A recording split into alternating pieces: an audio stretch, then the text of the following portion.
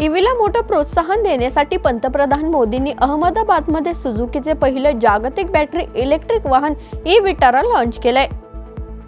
Gaza पट्ट्यात इस्रायलचा नरसंहार, हॉस्पिटलवरही bomb टाकण्याची मालिका सुरूच आहे, तर 3 पत्रकारांसह 15 जणांचा जीव गेलाय।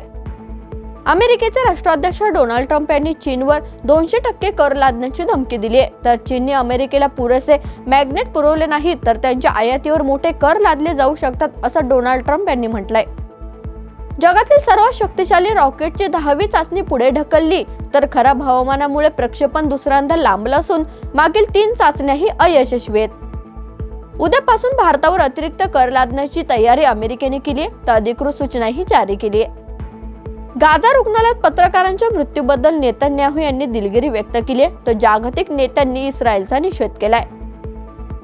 जनरल द्विवेदी यांनी अल्जेरियन वरिष्ठ लष्करी नेतृत्वाशी संरक्षण चर्चा केली आहे। गायीला अनन्यसाधारण दर्जा आहे, तिच्या कत्तलीमुळे शांततेवर परिणाम होऊ शकतो, पंजाब आणि हरियाणा उच्च न्यायालयाचं मत।